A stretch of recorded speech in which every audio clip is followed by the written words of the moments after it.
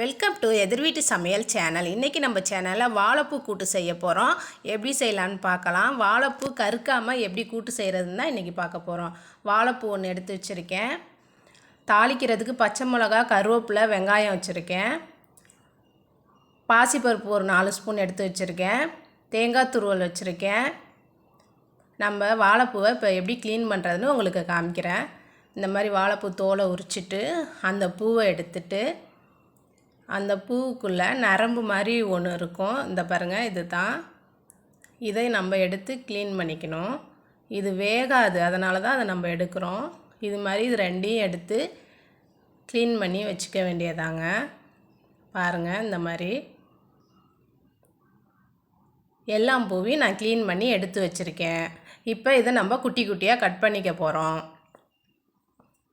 இந்த மாதிரி சின்ன சின்னதாக கட் பண்ணுறேன். வாழைப்பூ கருத்து போயிடும். நம்ம கட் பண்ணும் போதே அது ஒரு மாதிரி கருப்பு நிறமாக ஆயிரும். அந்த கருப்பு நிறம் வராமல் இருக்கிறதுக்கு நான் இப்போ உங்களுக்கு ஒரு டிப்ஸு சொல்ல போகிறேன். தண்ணி வச்சுருக்கேன், தயிர் ஊற்றுறேன். தயிரில் இந்த வாழைப்பூவை நம்ம கட் பண்ணதையெல்லாம் நான் அதில் போட போகிறேன். நம்ம தயிர் இந்த மாதிரி எடுத்து யூஸ் பண்ணும் போது இந்த வாழைப்பூ கருக்கவே கருக்காதுங்க. அதுக்காண்டி தான் இந்த மாதிரி ட்ரை பண்ணி பாருங்கள். இப்போ நான் எல்லாத்தையும் கட் பண்ணி இந்த தயிர் தண்ணியில் போட்டுக்க போகிறேன். இந்த மாதிரி போட்டு ஒரு 10 நிமிஷம் இல்லை 5 நிமிஷம் அப்படியே ஊறட்டும். இது பாருங்கள், கருக்கவே இல்லை பாருங்கள், கலர் மாறவே இல்லை. பாசிப்பருப்பை நான் ஒரு 5 நிமிஷம் ஊற வைக்கிறேன்.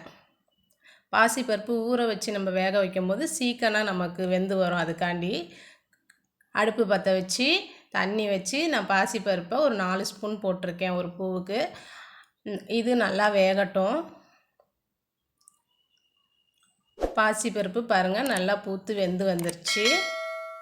அடுப்பை சிம்மில் வச்சுட்டு வாழைப்பூவை நம்ம இந்த மாதிரி புழிஞ்சி எடுத்துக்கணும். நல்லா ஃபில்ட்ரு பண்ணிவிட்டு எல்லாத்தையும் இந்த மாதிரி பிசைஞ்சு நல்லா புழிஞ்சி எடுத்துக்கணும். அந்த தயிர் தண்ணியிலேருந்து இந்த மாதிரி ஃபில்ட்ரு பண்ணி எடுத்து வச்சுக்கலாம். இப்போ எல்லாத்தையும் நான் ஃபில்ட்ரு பண்ணிட்டேன். இதுக்கு கொஞ்சமாக தண்ணி விட்டுக்கிறேன், கொஞ்சமாக உப்பு போடுறேன் நான். இதை இப்போ நம்ம வேக வச்சு எடுத்துக்கலாம். அடுப்பு பற்ற வச்சு நான் வெந்துக்கிட்டு இருக்குது. ஒரு 1/4 ஸ்பூன் இதில் நான் மஞ்சத்தூள் போடுறேன்.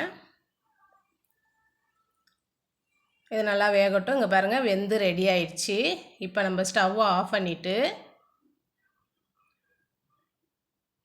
இதை எடுத்து பாசிப்பருப்பு வெந்துச்சு இல்லைங்களா, அதில் நம்ம டைரெக்டாக இந்த தண்ணியை ஃபில்ட்ரு பண்ணி இதில் போட்டுக்கலாம்.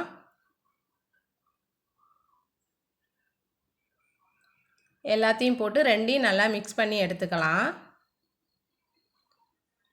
இப்போ ரெண்டையும் மிக்ஸ் பண்ணி எடுத்து வச்சுக்கிறோம். கொஞ்சமாக உப்பு போடுறேன். ஏற்கனவே உப்பு போட்டிருக்கேன், கம்மியாக தான் போட்டேன் வாழைப்பூ வேகிறதுக்காண்டி. இப்போ மறுபடியும் கொஞ்சமாக உப்பு போட்டிருக்கேன். இப்போ நம்ம தாளிச்சுக்க போகிறோம். எண்ணெய் சூடாயிடுச்சு, கடுகு போடுறேன். கடுகு பொரிஞ்சோன்னே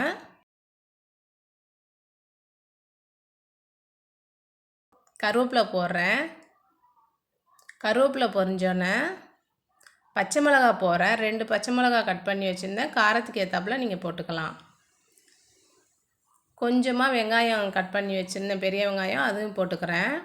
போட்டு நான் நல்லா வதக்கி விட்றேன். கண்ணாடி பதம் வர அளவுக்கு வதக்கினா போதும்.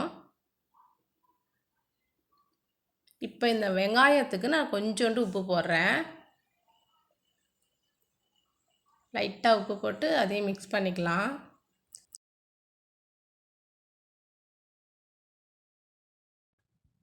நல்லா மிக்ஸ் பண்ணிவிட்டு வாழைப்பூ, பாசிப்பருப்பு வெந்தது வச்சுருந்தோம் இல்லையா, அப்படியே எடுத்து நம்ம இதில் போட்டுற வேண்டியதான். போட்டு நல்லா மிக்ஸ் பண்ணிட வேண்டியதாங்க. லைட்டாக அதில் தண்ணிலாம் இருக்கும், அது ட்ரையாக வேக வச்சா போதும்.